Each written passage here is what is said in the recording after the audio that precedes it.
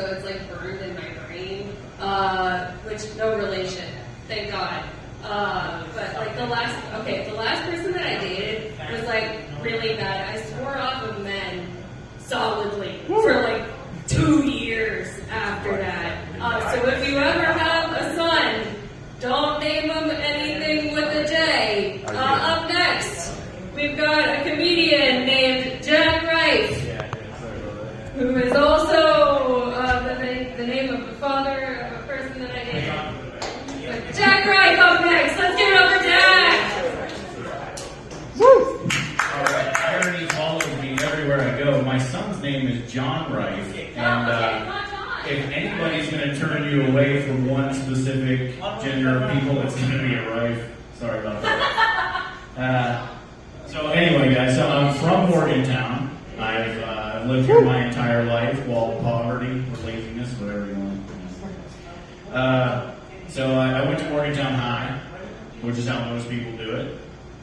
And that's actually not true. I went to University High, which is how everybody does it. We have a gross river. We have the only river in the Western Hemisphere that flows north, and it's fucking gross. But people say that it's getting grosser. I don't think so. I swim in that river all the time when I was a little girl, and I've never had any problems.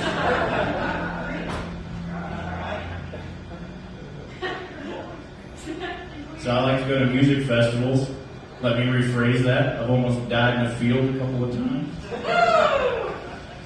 I've seen magical things happen at music festivals. If you go to music festivals, you've probably seen magical things happen too. I went to Minnesota one time, and I walked through the woods with a stranger, guy I'd never met before. We tripped on LSD, we shared life stories, and as the sun came up in the Minnesota wilderness, I told this guy, hey, you should come to West Virginia to the festival that I go to every year. It's right down the road from me. It's called All Good. And it was a lot of fun. You should come to this festival. And this man that was from Minnesota, he said, all right, I'll come. I didn't believe him. A year later, I'm standing in a field amongst 50,000 people. 50,000 hippies. And he tapped on my shoulder. Audibly. Out loud. I said, no fucking way. Because I knew who it was.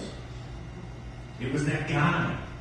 He got out of his car. He drove over 1,000 miles. He got out of his car and he walked right up to me. Magic. I have seen a girl mud wrestle herself outside of a porta potty and lose. Not everything at a festival is magical.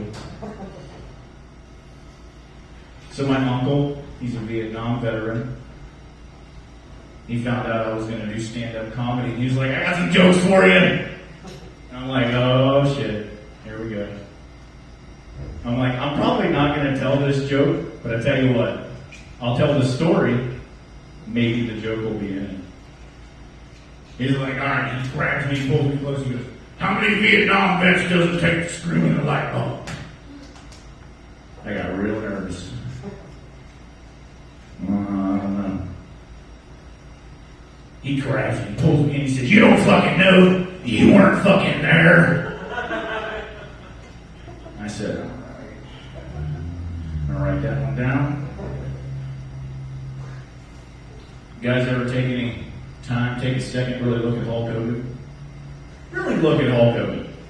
Think to yourself, what else could that person be other than a professional wrestler? What else? Imagine calling a plumber and Hulk Hogan shows up. Van says Hulkadrania because past stays with you regardless of profession, right? I was driving around the other day. I saw a sticker on the back of the car saying, who rescued who? It was about a rescue dog, you know. And I thought to myself, I wonder if there's a St. Bernard somewhere on a ski slope, just halfway through his own barrel of whiskey, like, bullshit! Is that fucking Yorkie poo gonna dig you out of the snow, Brenda? Nope. Like somewhere there's a bomb-sniffing German shepherd just watching a pug struggle to breathe. You know, you saved him. You saved him. He can't eat hard food. You saved him. So I was having a rough day the other day, which is common nowadays. Everybody has them. I was driving home, and "Staying Alive" came on the radio. The Bee Gees.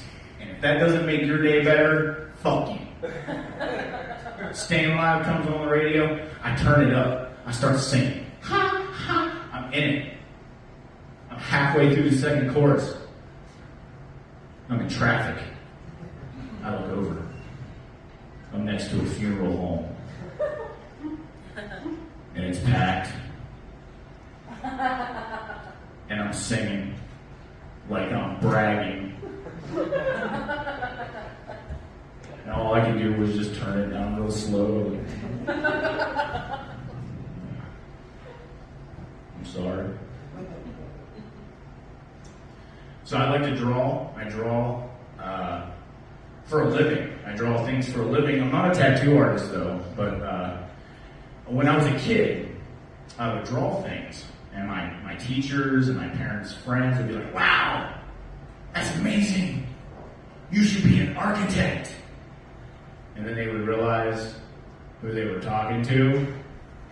And they would be like, "You should be a tattoo artist. Because you might want to find something to do in jail. Yeah, it would benefit you." Yeah. So has anybody ever got a random redneck compliment? Like you're walking through an Applebee's parking lot and somebody's like, "Hey man, that's a nice beard you got." Or, "Hey, I like that leather jacket. I used to have one just like that when I was in high school." I take those compliments and I hold them dear, hold them closer than any other compliments. Because that man has not complimented his wife in 20 years. As a matter of fact, he has given those out as gifts for anniversaries and shit. "Damn it, Brenda, I said you look nice." Alright, so last one. Here we go. You guys remember the little Tamagotchi watches? I remember that. Keep that little stupid animal alive. Yeah. We still have those. They're called Fitbits.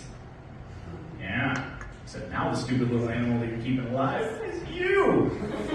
Yeah. Hey, thank you guys. Love you very much.